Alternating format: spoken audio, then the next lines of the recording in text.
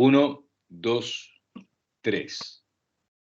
Bienvenidos una vez más a este espacio Vivir Seguros que facilita Hernando Hernández, coordinador de los servicios Pinkerton y director de la Escuela Profesional de Seguridad del Instituto Securitas aquí en Uruguay.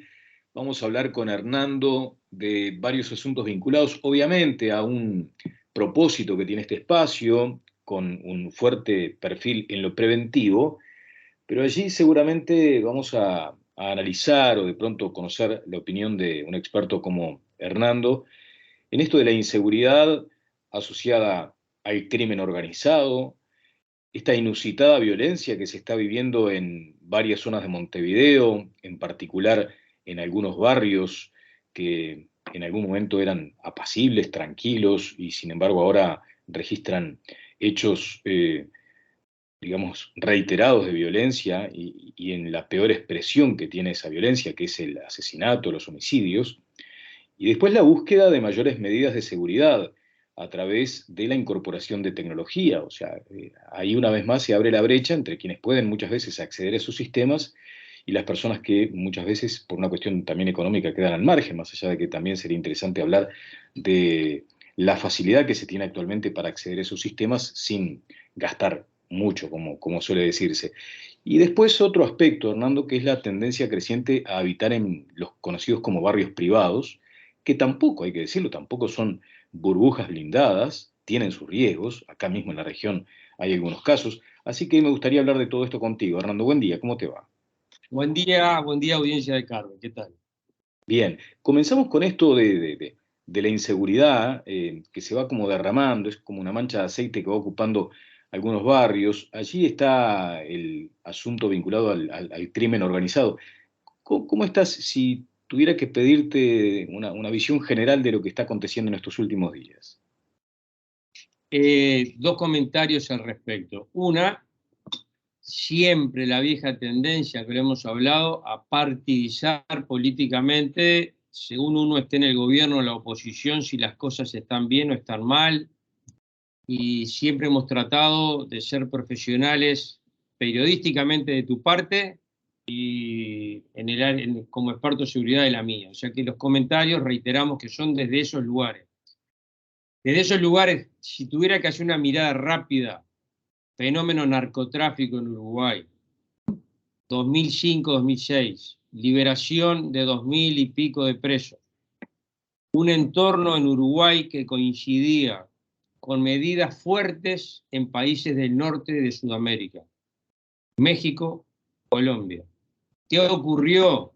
¿Qué ocurrió? Ocurrió que muchas personas que eran líderes de bandas de narcotraficantes decidieron tomar un paisito apacible, sin demasiados controles, en el cual podían residir con su familia tranquila, y eso que fue unos 10 años, 15 años de comodidad de movimiento en algunos lugares del Uruguay, se fue sumando después otro perfil de gente en las cárceles. Entonces el fenómeno ese de narcotraficantes de guante blanco, por decirlo, que tomaron nuestro país como residencia porque vieron que no existían los controles que tenían en sus países de orígenes.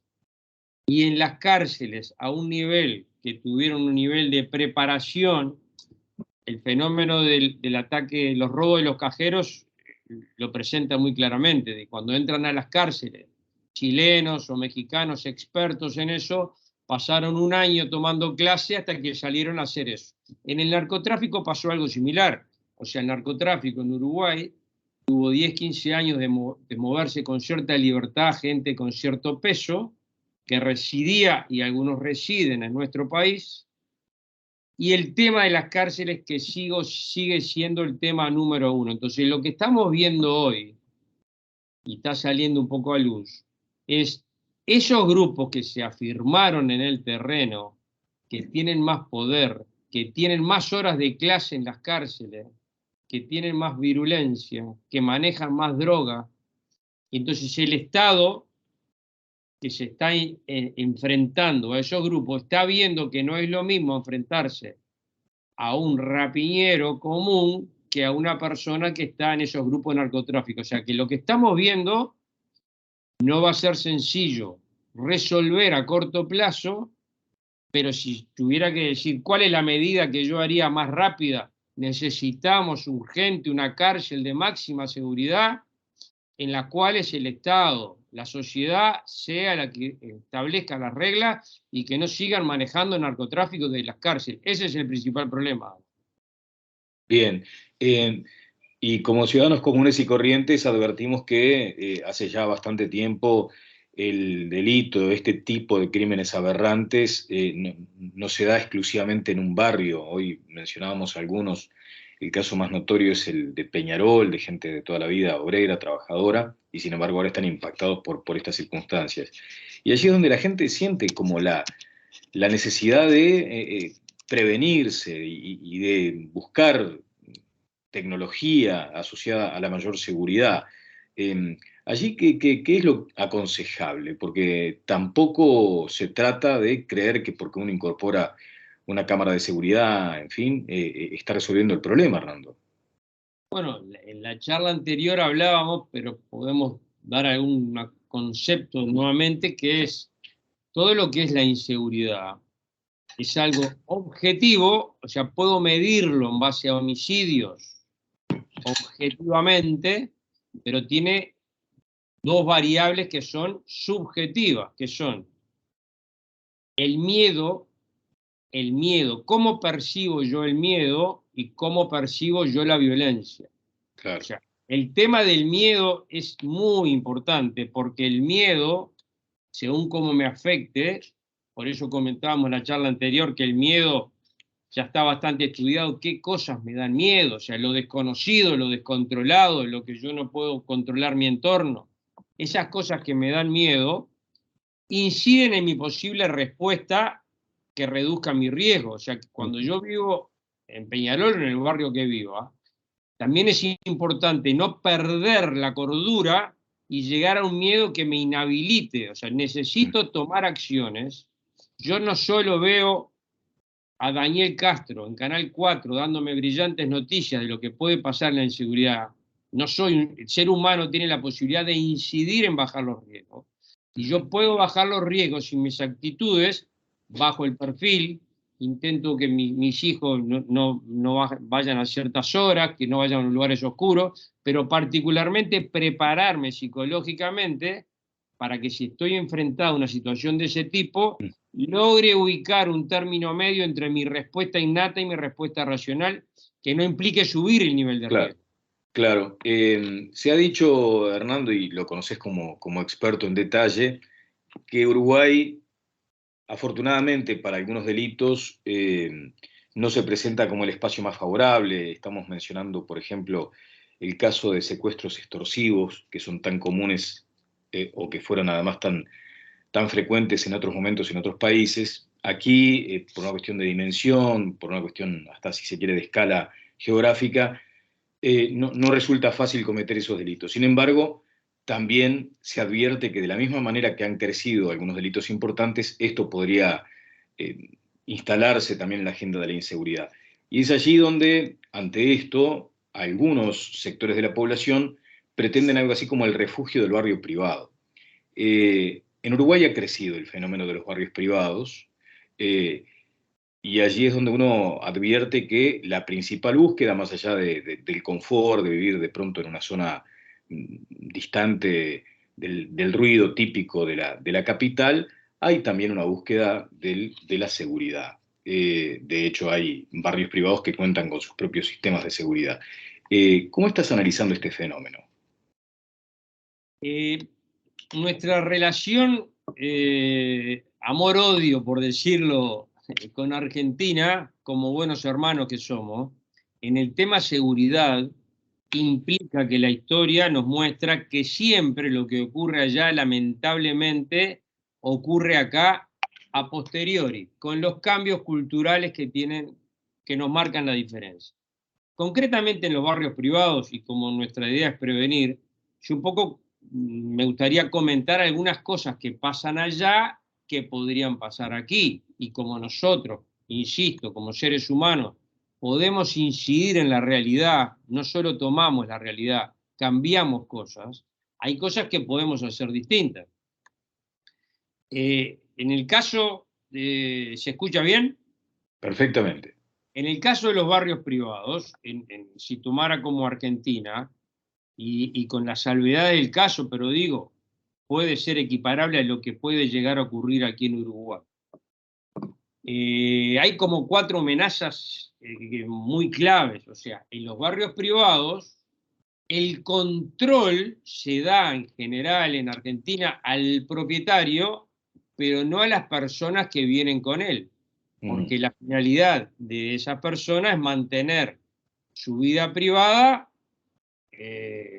las relaciones que tiene. Entonces, al no controlarse las personas que ingresan, en Argentina se ha constatado que por esa vía ingresan grupos de narcotráfico que aprovechan esos lugares que tienen cierta cobertura para hacer reuniones y hacer planificaciones que han dificultado a las fuerzas de seguridad operar.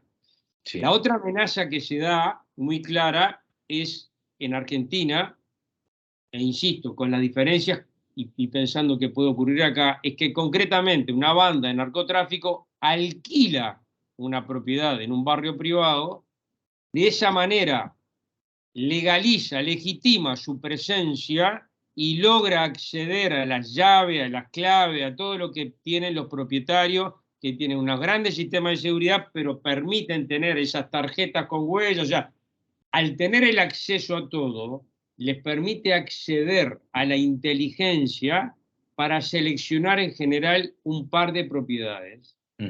Y el promedio de operación es que a los 15 días hay una operación allí, normalmente que llegan a ingresar a 2 propiedades de barrio privado, que es el tiempo promedio que les da para operar. La otra amenaza importante es todo el personal de mantenimiento, llámese albañiles, pintores. ¿Por qué? Porque allí no hay demasiado control y la tendencia de quienes viven en el barrio privado a decir, bueno, yo si está trabajando el pintor o quien sea en la casa de mi amigo que está allá, yo lo contrato sin saber quién es la persona. Desde esa posibilidad se han aumentado los riesgos mucho. Y la cuarta posibilidad y amenaza concreta es el personal de seguridad. ¿Por qué el personal de seguridad? Y porque el personal de seguridad no alcanza con que sea parte de una empresa de seguridad, porque tiene sus vulnerabilidades si no tomamos las medidas del caso en conocer en profundidad y en chequear. Y muchas veces es ese propio personal quien provee la inteligencia para operar dentro de un barrio privado. De allí la importancia de esos procedimientos de reclutamiento de personas que tienen, por ejemplo, en particular en Securitas, más allá de que esto es un espacio contratado, en este caso estoy mencionando lo que efectivamente conozco. O sea, le has puesto mucho acento a la importancia de conocer exactamente quién es el que está ingresando a la empresa. No todas las compañías actúan igual. Bueno, ese tema es muy importante. ¿Por qué? Porque el control de antecedentes policiales es necesario, es condición necesaria, pero no suficiente. Porque hay muchas personas que han delinquido y no han sido capturados, y hay otros que han sido capturados y no procesados, y hay otros que han sido procesados y puede ser que su nombre no aparezca más. Esto ocurre en toda América Latina. Entonces, la experiencia en Argentina, que es la que estoy hablando, que puede ser trasladable o no al Uruguay, pero sí, como queremos prevenir, es lo que queremos comentar, es imprescindible el control de la integridad de esas personas. Claro, claro.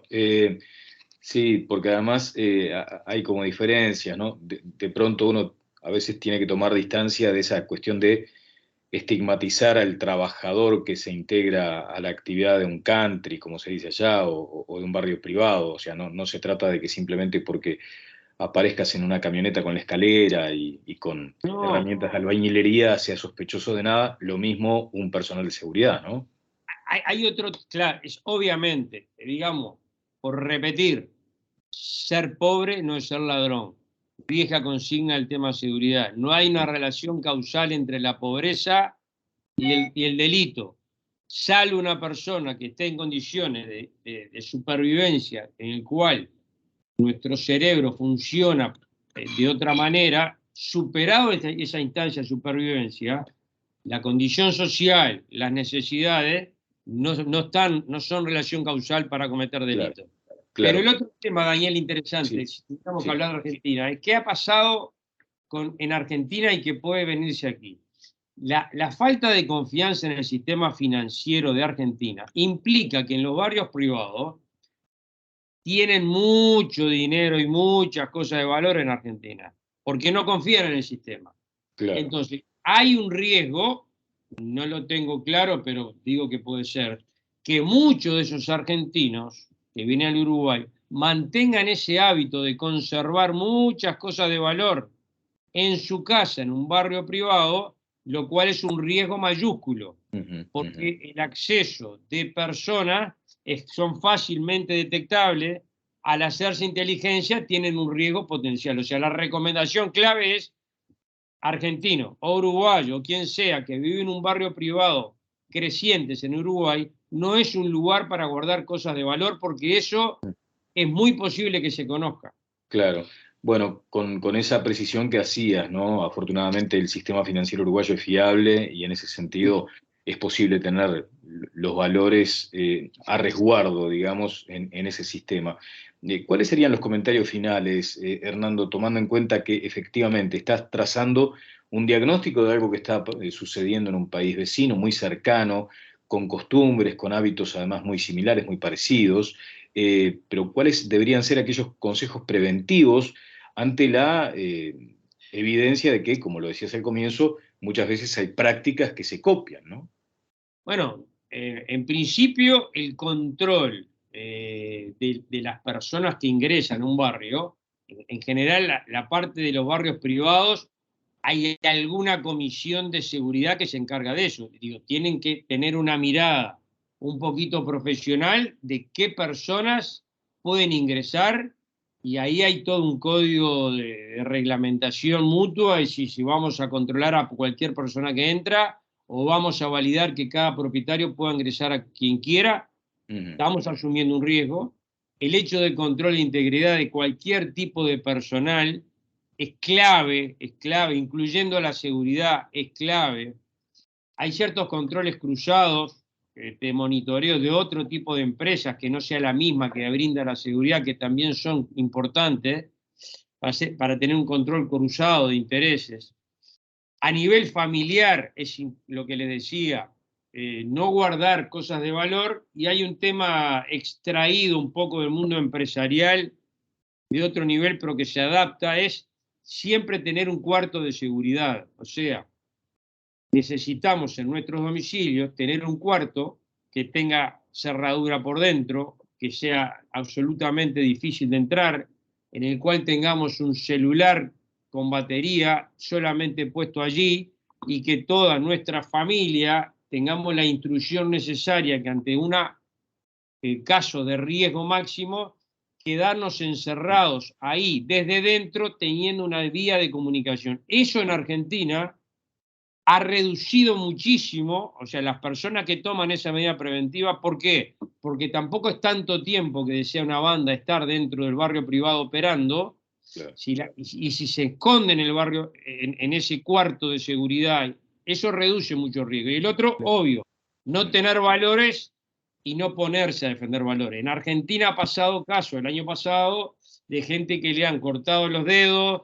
En general, ¿qué ha pasado? Gente que se ha opuesto a entregar esos botines, por decir, o sea, joya, mucho dinero en efectivo, o sea, dólares en efectivo en bolsa que tienen en el barrio privado. La negativa a entregar esos montos ha llevado a casos de violencia muy alta. O sea, no tener cosas de valor, y muchísimo menos, si lo tuviera, priorizar los bienes materiales por la vida. Eso es Claro, obvio. claro. Interesante ese concepto de la habitación de pánico, ¿no? Que al final termina siendo Es eso, ¿no? importante, en Argentina ha sido una de las medidas, los que lo han tomado, ha sido clave para la supervivencia o para evitar riesgo a una familia.